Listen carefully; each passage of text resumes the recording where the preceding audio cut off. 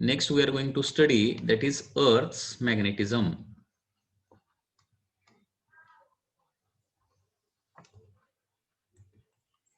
Earth's magnetism आपल्याला आता study करायचं आहे. आता हे तुम्हाला माहिती असेल की अर्थला देखील स्वतःचं एक मॅग्नेटिक फील्ड आहे आणि अर्थला हे स्वतःचं जे मॅग्नेटिक फील्ड आहे ते कुठून येतं तर earth is like a very huge magnet. अर्थ जो आहे तो एखाद्या एक खूप मोठ्या मॅग्नेट प्रमाण आहे.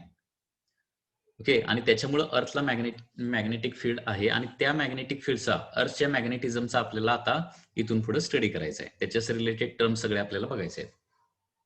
ठीक आहे. अर्थ्स मॅग्नेटिझम याला दुसरं नाव आहे दॅट अर्थ मॅग्नेटिझमला जिओ मॅग्नेटिझम असंही म्हटलं जातं. Okay, it is also called as geomagnetism और it is also called as terrestrial magnetism. Okay, and Earth act like a very huge magnet. Earth acts like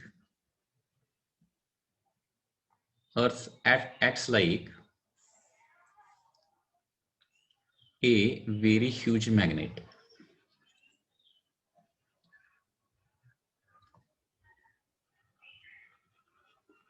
okay, आणि अर्थला magnetic field आहे का नाही किंवा अर्थ मॅग्नेट आहे का नाही हे कशावरून प्रूव्ह होणार आहे तर कुठलाही आपण एक छोटासा बार मॅग्नेट घेतला किंवा मॅग्नेटिक निडल घेतली आणि ती जर हवेमध्ये सस्पेंड केली, एअरमध्ये सस्पेंड केली तर ती काय होते नॉर्थ साऊथ डायरेक्शन मध्ये राहते.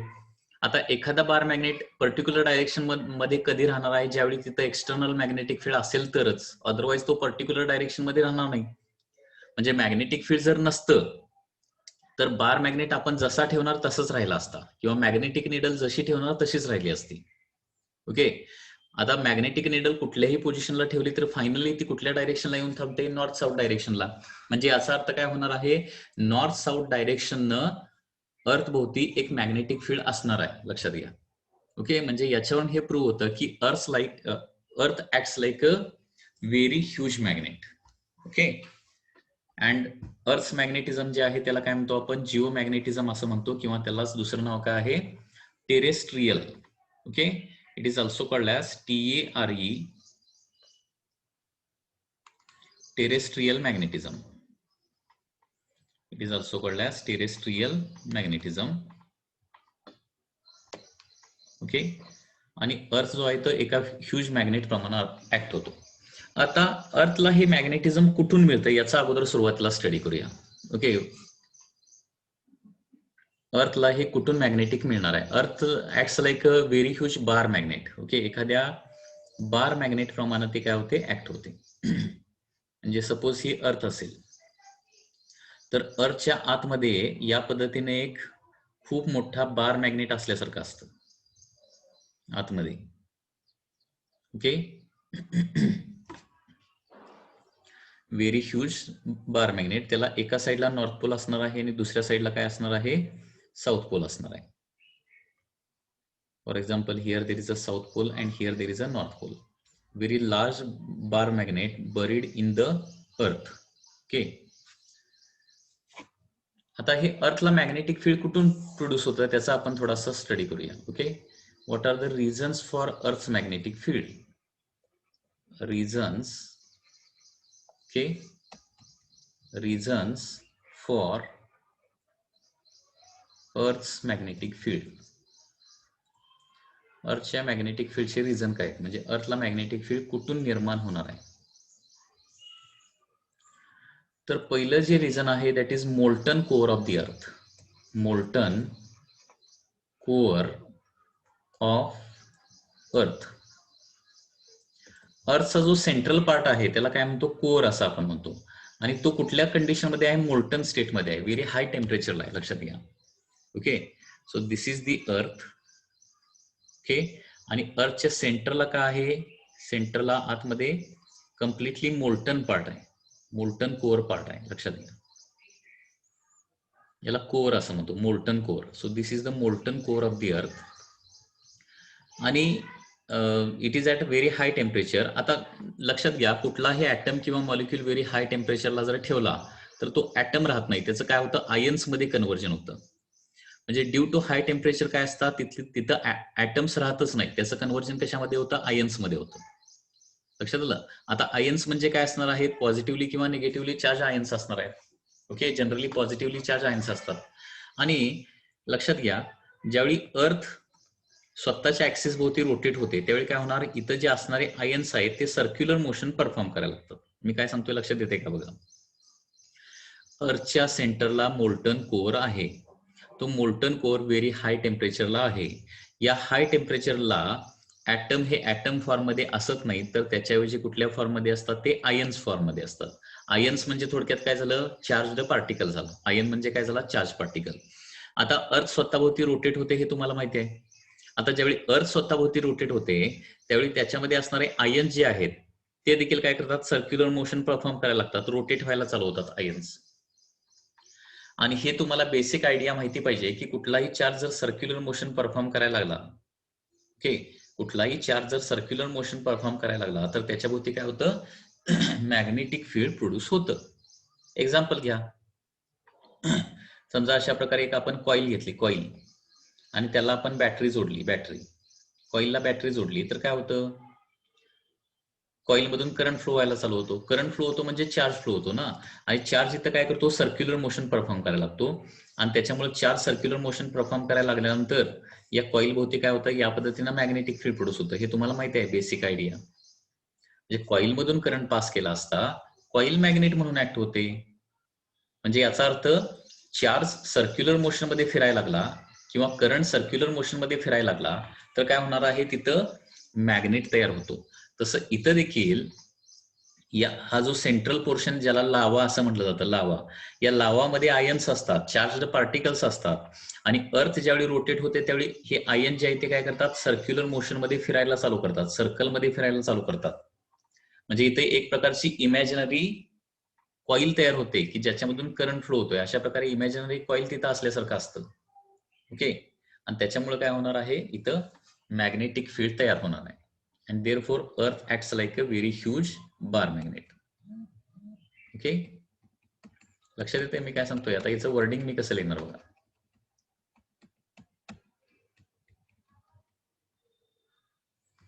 Molten core of earth, this is the first reason.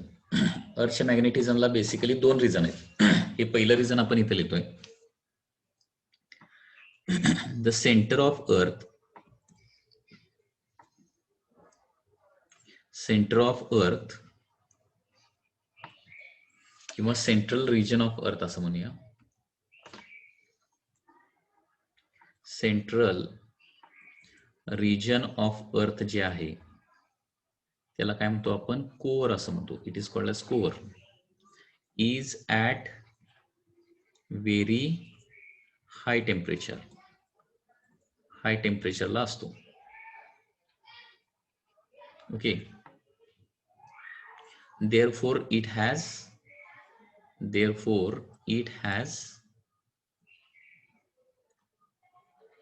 charged particles. कारण कुठलाही ऍटम लक्षात घ्या, हाय टेम्परेचरला नेला, कुठलाही ऍटम हाय टेम्परेचरला नेला की त्याच्यामधले इलेक्ट्रॉन बाहेर निघून जातात. ही प्रोसेस माहिती असेल तुम्हाला. ऍटमला हाय टेम्परेचरला नेला की त्याच्यामधले ऍटम मधले इलेक्ट्रॉन बाहेर निघून जातात, आणि ऍटम मधले इलेक्ट्रॉन बाहेर निघून गेले की काय होणार, तिथं आयन तयार होणार आहे. Okay, has charge particles. आणि याच्यामध्ये काय होणार, when earth rotate, earth rotate तर होते आपल्याला माहित आहे. व्हेन अर्थ रोटेट्स, चार्ज पार्टिकल काय करतात, अर्थ रोटेट झाल्यावर charge particles perform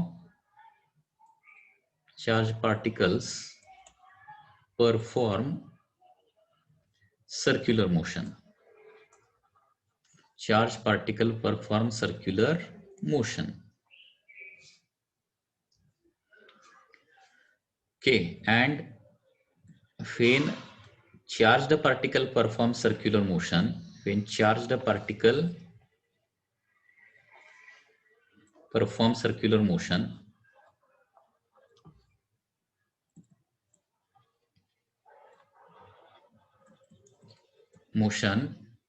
charge particle ज्यावेळी सर्क्युलर मोशन परफॉर्म करणार त्यावेळी काय होणार, it acts like it acts like,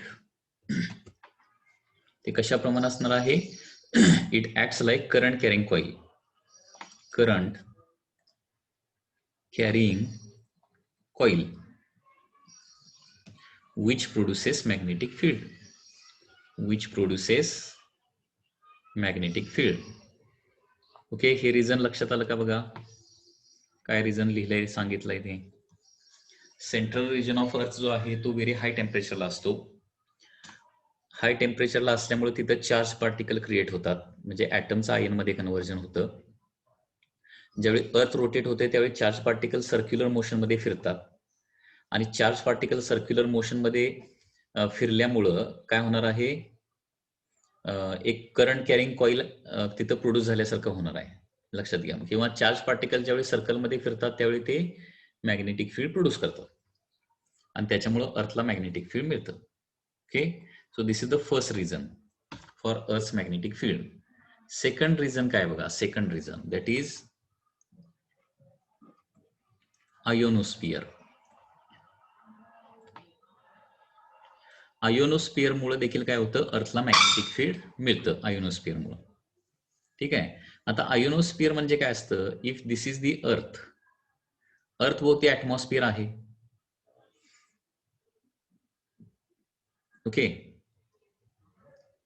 अर्थला ऍटमॉस्फियर आहे.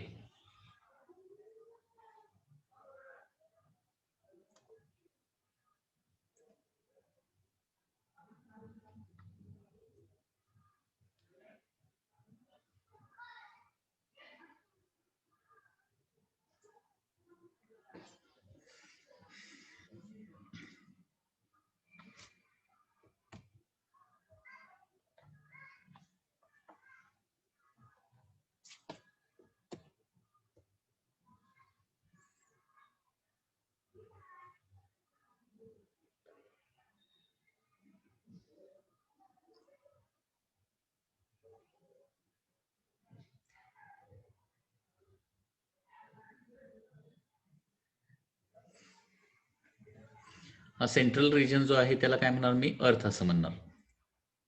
आणि अर्थ भोवती ऍटमॉस्फियर आहे, आणि या ऍटमॉस्फियरला डिफरंट लेयर्स आहेत.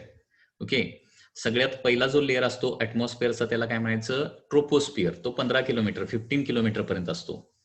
त्याच्यानंतर असतो स्ट्रॅटोस्फियर, त्याच्यानंतर मेसोस्फियर, आणि सगळ्यात शेवटी जो ऍटमॉस्फियरचा लेअर आहे साधारणपणे 80 किलोमीटर पासून 400 किलोमीटर पर्यंत, 400 किलोमीटर फ्रॉम सरफेस ऑफ अर्थ एक ऍटमॉस्फियरचा लेअर आहे, त्याला काय म्हणायचं, आयोनोस्फियर असं म्हणायचं. ओके, म्हणजे अर्थचं जे ऍटमॉस्फियर आहे ते डिफरंट रिजन्स मध्ये काय केलेलं आहे, डिवाइड केलेलं आहे. Troposphere, stratosphere, mesosphere, ionosphere. तर सगळ्यात बाहेरचा जो लेअर आहे ते लक्षात ठेवा, सगळ्यात बाहेरचा ऍटमॉस्फियरचा जो लेअर आहे त्याला आयोनोस्फियर असं म्हणायचं. तो 80 किलोमीटर पासून 400 किलोमीटर पर्यंत आहे.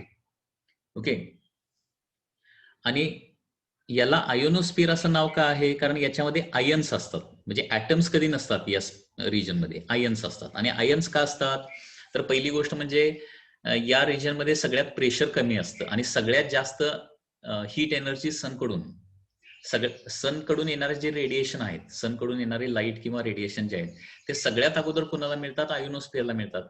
आणि त्याच्यामुळे हा जो रिजन आहे तो लो डेन्सिटी आणि व्हेरी हाय टेम्परेचरचा रिजन असतो. आयोनोस्फियर कसा असतो, लो डेन्सिटी आणि very high, low density, low pressure आणि हाय टेम्परेचरचा रिजन आहे. आणि हाय टेम्परेचर, लो प्रेशर मुळे काय होतात, ऍटम हे ऍटॉमिक स्टेटमध्ये राहू शकत नाहीत.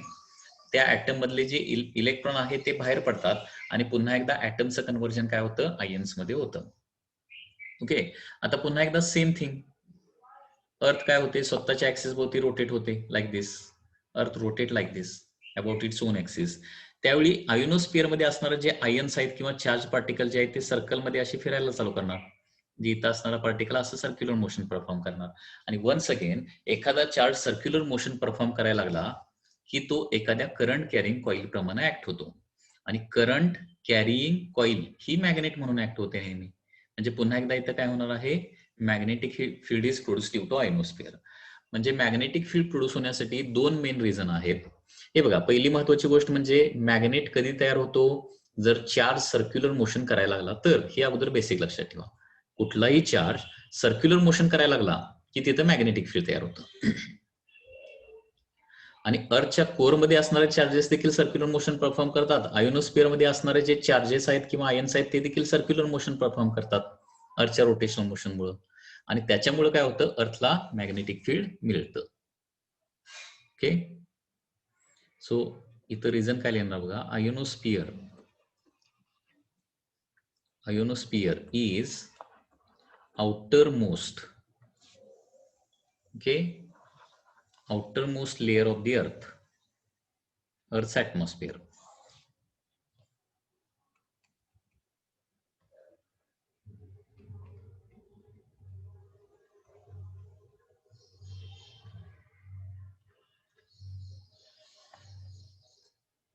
ओके, इथं बघा आयोनोस्फियर काय आहे. Ionosphere is outermost layer of atmosphere. ॲटमॉस्फिअरचा outermost layer आहे,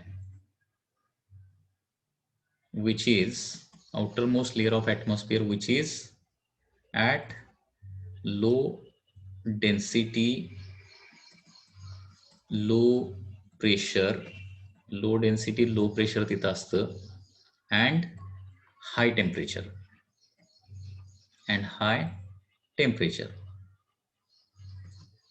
Okay, and due to this condition ionosphere consists of ions only, म्हणजे चार्ज पार्टिकल असतात, ॲटम्स तिथं अवेलेबल नसतात. Okay, due to these conditions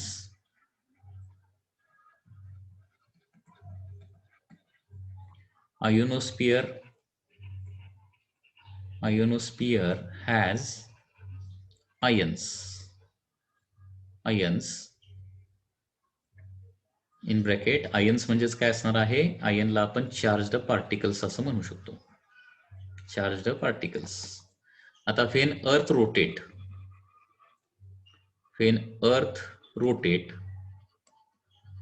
काय होणार,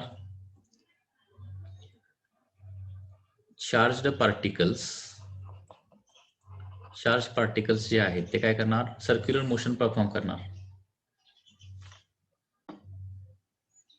charge particles perform circular motion. आता हे charge particle कुठल्या डायरेक्शननं रोटेट होणार, अर्थच्या डायरेक्शननं. अर्थ ज्या डायरेक्शननं रोटेट होते त्याच डायरेक्शननं हे चार्ज पार्टिकल रोटेट होणार आहेत. म्हणजे from west to the east. अर्थच्या रोटेशनची डायरेक्शन कशी आहे, from west to the east. Perform circular motion.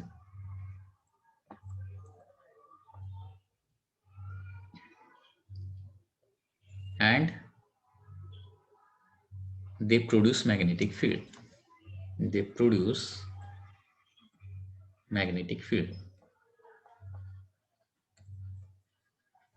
आणि या रिझन मुळे अर्थला मॅग्नेटिक फील्ड मिळतं. ओके, आता याच्यामध्ये सगळ्यात महत्वाची गोष्ट काय आहे, अर्थ जर मॅग्नेट असेल तर अर्थला काय असणार आहे, मॅग्नेटिक नॉर्थ पोल असणार आहे आणि मॅग्नेटिक साऊथ पोल असणार आहे. तर अर्थचा मॅग्नेटिक नॉर्थ पोल आणि साऊथ पोल कुठं असतात हे आपण थोडंसं बघूया. परंतु याच्या इथपर्यंतचा पार्ट तुम्हाला लक्षात आला का, याच्यामध्ये काय डाऊट आहेत का तुम्हाला, इथपर्यंतचा पार्ट लक्षात आला का, याच्यामध्ये काय डाऊट्स असले तर विचारा. अर्थला मॅग्नेटिक फील्ड कशामुळे मिळतं, अर्थच्या आतमध्ये असणारा जो लावा रस आहे किंवा लावा जो आहे त्याच्यामुळे मिळतं किंवा आयोनोस्फिअर मुळे मिळतं, हे लक्षात ठेवा. ड्यू टू आयोनोस्फिअर और due to molten core of the अर्थ.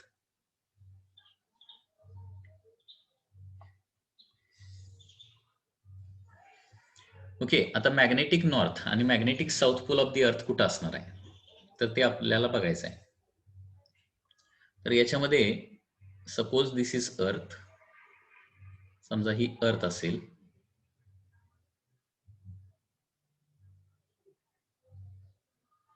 ठीक आहे. इकडचा आणि अर्थ काय होते, सपोज या ऍक्सिस भोवती रोटेट होते. Earth rotate about this axis, या ऍक्सिस भोवती अर्थ रोटेट होते. आता हा जो रिजन आहे अर्थचा त्याला काय म्हणतो आपण, नॉर्थ पोल म्हणतो. ओके, आणि इकडचा जो रिजन आहे त्याला काय म्हणतो आपण, इकडचा पोल जो आहे त्याला साऊथ पोल म्हणतो. ओके, परंतु हे कुठले नॉर्थ आणि साऊथ पोल असणार आहे? हे असणार आहे जॉग्रॉफिक नॉर्थ आणि हे झाले जॉग्रॉफिक साऊथ पोल. हे जे पोल्स इथं लिहिलेले आहेत ते काय आहेत? जॉग्रॉफिक नॉर्थ आणि जॉग्रॉफिक साऊथ पोल्स आहेत. ठीक आहे. आता अर्थमध्ये जो मॅग्नेट असणार आहे तो साधारणपणे असा असतो. इथं जी डायग्राम काढली ना या पद्धतीनं तो मॅग्नेट असतो.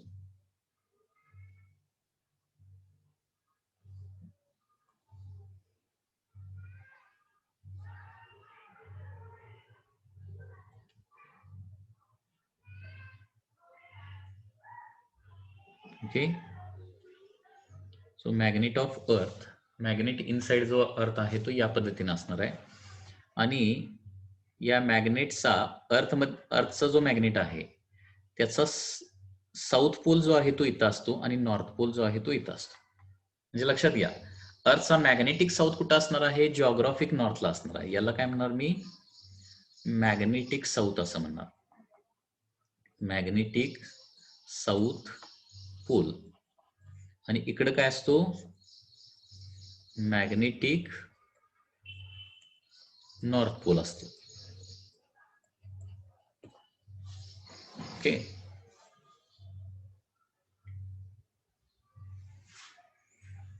मॅग्नेटिक म्हणजे लक्षात घ्या, हिमालय जे उत्तर आहे, उत्तरेला नॉर्थला काय आहे? हिमालय आहे ना.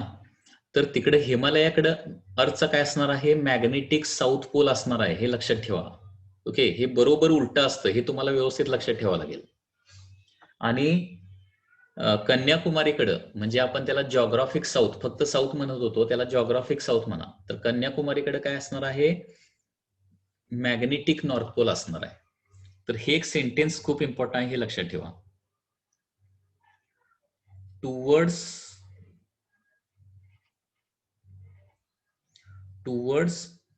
Geographic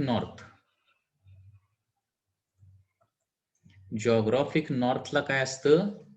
towards geographic north magnetic south pole असतो. आणि टुवर्ड्स जॉग्राफिक साऊथ इथं काय असतो? मॅग्नेटिक नॉर्थ पोल असतो. Magnetic north pole. ओके, आणि त्याच्यामुळं नेहमी लक्षात ठेवा. आणि हे कशावरून, म्हणजे नॉर्थला मॅग्नेटिक साऊथ पोल कशावरून आहे किंवा साऊथला मॅग्नेटिक नॉर्थ पोल कशावरून आहे? तर आपण सपोज एक बार मॅग्नेट घेतला की ज्याच्यावर ऑलरेडी नॉर्थ आणि साऊथ प्रिंटेड आहे. नॉर्थ आणि साऊथ प्रिंट असणारा बार मॅग्नेट घेतला आणि लटकवला, तर कुठल्या डायरेक्शन राहतो? तर आपल्याला माहिती आहे की बार मॅग्नेट नॉर्थ साऊथ डायरेक्शन मध्ये राहतो. बरोबर आहे ना? बार मॅग्नेट कुठल्या डायरेक्शन राहतो? नॉर्थ साऊथ डायरेक्शन मध्ये हा बार मॅग्नेट राहतो. आणि त्या बार मॅग्नेटचा नॉर्थ पोल जो आहे तो कुणीकडे असतो? नॉर्थ साईडला असतो. आणि बार मॅग्नेटचा साऊथ पोल कुणीकडे असतो? साऊथ डायरेक्शनला असतो. आता आपल्याला माहित आहे की अट्रॅक्शन कोणामध्ये असतं? मॅग्नेटिक नॉर्थ आणि मॅग्नेटिक साऊथ मध्येच अट्रॅक्शन असणार ना. आता बार मॅग्नेटचा नॉर्थ पोल नॉर्थला जर असेल, ओके, म्हणजे जॉग्राफिक नॉर्थला जर असेल तर तिकडे काय असला पाहिजे? अर्थच्या मॅग्नेटचा साऊथ पोल असला पाहिजे. तर अट्रॅक्शनमुळे तो तिकडे राहणार आहे, अदरवाईज राहणार नाही तिकडं. काय सांगतोय लक्षात येते का? म्हणजे हे बघा, समजा आपण एक छोटासा बार मॅग्नेट आपण घेतला. हा एक आहे छोटासा बार मॅग्नेट आहे, हवेमध्ये लटकवला, एअरमध्ये सस्पेंड केला. आणि समजा या पद्धतीने डायरेक्शन्स आहेत, इकडं नॉर्थ आहे, इकडं साऊथ आहे, इकडं ईस्ट आहे आणि इकडं वेस्ट आहे सपोज. ठीक आहे, सस्पेंड केला तर तो असा राहतो, हे आपल्याला माहित आहे. नॉर्थ कुणीकडे राहतं? ही जी नॉर्थ साइड आहे ना, अर्थची नॉर्थ साइड, तिकडे नॉर्थ पोल असतो. म्हणजे इकडे काय असला पाहिजे? अर्थचा साऊथ पोल असला पाहिजे. आणि इकडे काय असला पाहिजे? अर्थचा नॉर्थ पोल असला पाहिजे. तरच हे असा मॅग्नेट राहू शकतो. कारण नॉर्थ आणि साऊथ अट्रॅक्शन असल्यामुळं नॉर्थ पोल हा मॅग्नेटिक साऊथ पोलकडे राहणार आणि साऊथ पोल जो आहे तो मॅग्नेटिक नॉर्थ पोलकडे राहणार आहे. म्हणजे हे जे नॉर्थ लिहिलंय हे काय आहे? जिओग्राफिक नॉर्थ आहे. Geographic north. तर जिओग्राफिक नॉर्थ साइडला अर्थचा काय असतो? मॅग्नेटिक साऊथ पोल असतो, लक्षात घ्या. आणि हे जे साऊथ लिहिलंय ते कुठलं आहे? जिओग्राफिक साऊथ आहे. Geographic south. तर जॉग्राफिक साऊथ साईडला काय असणार आहे, अर्थचा मॅग्नेटिक नॉर्थ पोल असणार आहे. साऊथ साईडला नॉर्थ पोल आणि नॉर्थ साईडला साऊथ पोल असतो. म्हणजे पुन्हा एकदा सांगतो, कन्याकुमारीकडं अर्थच्या मॅग्नेटचा कुठला पोल असणार सांगा बघूया. कन्याकुमारीकडं म्हणजे खाली कर्नाटककडं किंवा तामिळनाडूकडं, ती साईड माहिती आहे ना तुम्हाला. तर तिकडं अर्थचा मॅग्नेटिक कुठला पोल असणार आहे, नॉर्थ पोल. करेक्ट. त्याला आपण जॉग्राफिक साऊथ म्हणतो ना, आपण साऊथ म्हणतो. तर साऊथला काय असणार आहे, मॅग्नेटिक नॉर्थ पोल असणार आहे. आणि हिमालयाकडे काय असणार सांगा, हिमालयाकडे काय असणार आहे, टुवर्ड्स हिमालया म्हणजे त्याला जॉग्राफिक नॉर्थ म्हणतो आपण. तिकडे काय असणार आहे, मॅग्नेटिक साऊथ पोल असतो, हे लक्षात ठेवा. आणि हे कशामुळे होतं, तर त्या चार्जेसची मोशन अशा प्रकारे असते की त्याच्यामुळे ते बरोबर नॉर्थ साईडला साऊथ पोल तयार होतो. चार्जेसच्या मोशनमुळे तसं होतंय ते.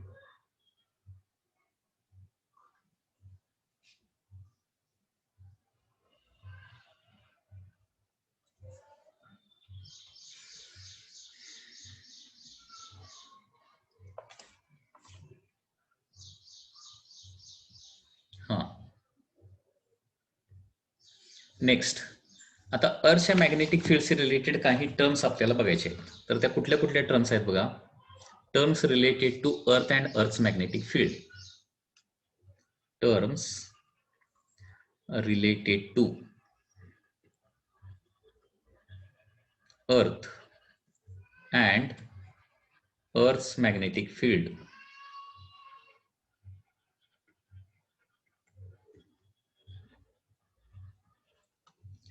Terms related to earth and earth's magnetic field हे आपल्याला बघायचं आहे. तर त्याच्यामध्ये फर्स्ट टर्म आहे दॅट इज जॉग्राफिक ऍक्सिस. म्हणजे काय, जॉग्राफिक ऍक्सिस.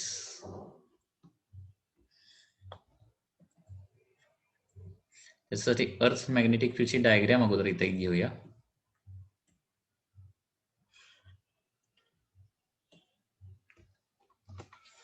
अर्थच्या मॅग्नेटिक फील्डची डायग्राम कशी येणार बघा.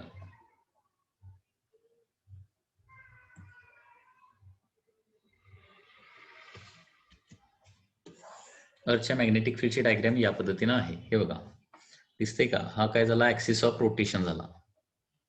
इथं काय आहे, हा आहे तुमचा ऍक्सिस ऑफ रोटेशन, आर लिहिलं इथं. हा ऍक्सिस ऑफ रोटेशन, त्याला जॉग्राफिक ऍक्सिस असं म्हटलं जातं. आता जॉग्राफिक ऍक्सिस आणि मॅग्नेटिक ऍक्सिस एकमेकाला बरोबर कोइन्साइड होत नाहीत. हे थोडासा अर्थचा आतमध्ये असणारा मॅग्नेट थोडासा तिरका आहे. ओके. आणि हे अर्थचं मॅग्नेटिक फील्ड जे आहे ते या पद्धतीनं आहे. या पद्धतीनं अर्थचं मॅग्नेटिक फील्ड आहे, नॉर्थ पोल कडून साऊथ पोल कडे. ओके. तर याच्यामध्ये फर्स्ट टर्म आहे that is geographic axis. Geographic axis म्हणजे काय, तर axis about which earth rotates. Axis about which, the axis about which earth rotates is called as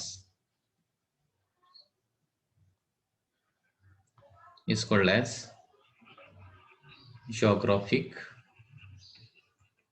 axis. Axis about which earth rotates is called as geographic axis. ज्या axis वरती earth rotate होते त्याला काय म्हणायचं, geographic axis म्हणायचं. म्हणजे geographic ऍक्सिसची axis कुठला येणार आहे बघा, हा तो जो ऍक्सिस आहे ना, that is the geographic axis. ज्या ऍक्सिस वरती अर्थ रोटेट होते. ओके. सेकंड येणार आहे दॅट इज मॅग्नेटिक ऍक्सिस.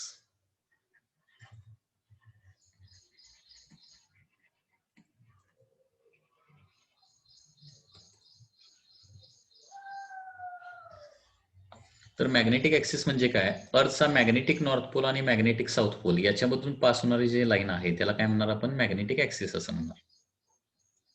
इथं जो आहे ना तो मॅग्नेटिक ऍक्सिस आहे. So this is the magnetic axis.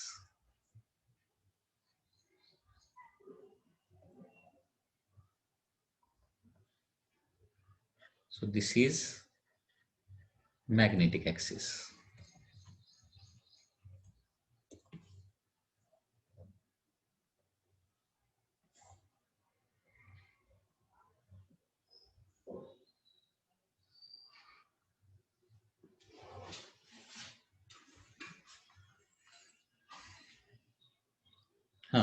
आणि अर्थचा मॅग्नेटिक ऍक्सिस थोडासा तिरका असल्यामुळं आपली जी मॅग्नेटिक कंपास आपण जर घेतला तर एक्झॅक्टली नॉर्थ साऊथ डायरेक्शन राहत नाही, ते थोडंसं काय राहतं, तिरकं राहतं.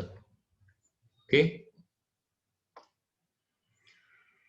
सो याची डेफिनेशन काय येणार बघा. Line passing through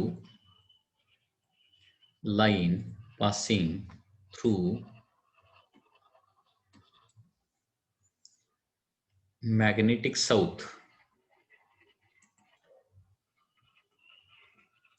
and magnetic north pole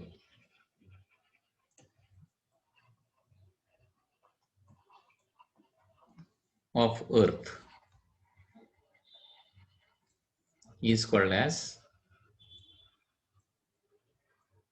magnetic axis. याला काय म्हणतो आपण, मॅग्नेटिक ऍक्सिस असं म्हणतो. Line passing through magnetic south and magnetic north pole of earth is called as magnetic axis.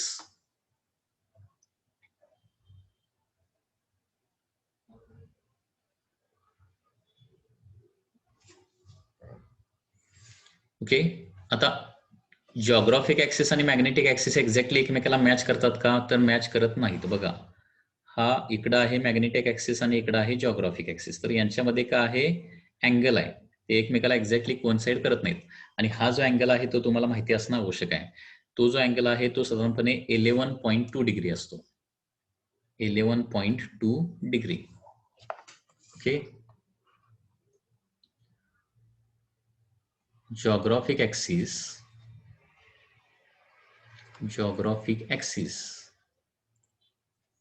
and magnetic axis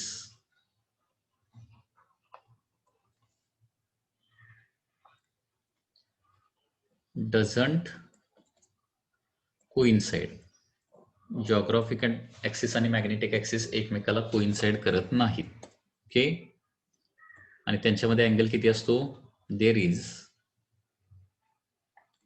angle of 11.2 degree. Okay, geographic axis आणि magnetic axis मध्ये 11.2 डिग्रीचा angle असतो, हे लक्षात घ्या. त्याच्यानंतर नेक्स्ट जी टर्म आहे दॅट इज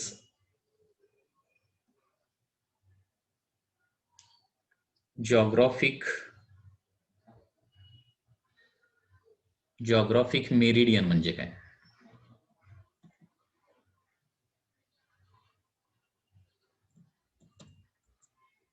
पण त्याच्या अगोदर जिओग्राफिक इक्वेटर बघूया.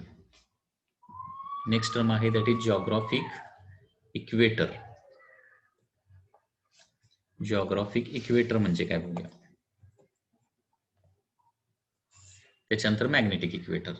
आता इक्वेटर म्हणजे माहिती आहे, अर्थवरचा इक्वेटर म्हणजे काय असतं, greatest circle on surface of earth perpendicular to geographic axis.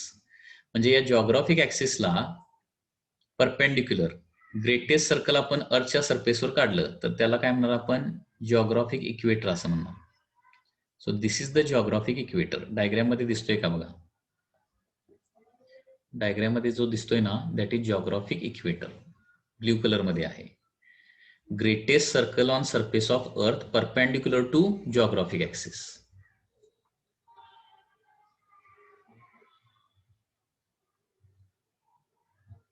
Earth rotate ज्यावेळी होणार ना त्यावेळी ज्या ऍक्सिस भोवती रोटेट होणार ना त्याच्या अलॉंग द ऍक्सिस मॅग्नेट तयार होतोय. अलॉंग द ऍक्सिस मॅग्नेट कसा रोटेट होईल, मॅग्नेट रोटेट होणार नाही, मॅग्नेट आहे तसा राहणार. रोटेट कोण होणार, चार्जेस रोटेट होणार. चार्जेस सर्क्युलर मोशन मध्ये रोटेट व्हायला लागले की काय होणार आहे, along the axis of that charges काय होणार आहे, मॅग्नेट तयार होणार, कॉईल प्रमाणे ऍक्ट होणार. आता एखादी कॉईल मध्ये करंट फिरत असतो म्हणजे कॉईल मध्ये चार्जेस फिरत असतात. अर्थ रोटेट होते म्हणजे चार्जेस फिरतात आणि चार्जेस फिरल्यामुळे कॉईल मध्ये चार्जेस फिरल्यामुळे along the axis of coil काय होतो, मॅग्नेट तयार होतो ना. तसं अर्थ रोटेट होणार त्याच्यामुळे चार्जेस फिरणार आणि चार्जेस फिरल्यामुळे तिथं एक स्टेशनरी मॅग्नेट तयार होणार. So this is the geographic equator. Okay, याची डेफिनेशन आणि बाकीचा पार्ट आपण नेक्स्ट लेक्चरला बघूया.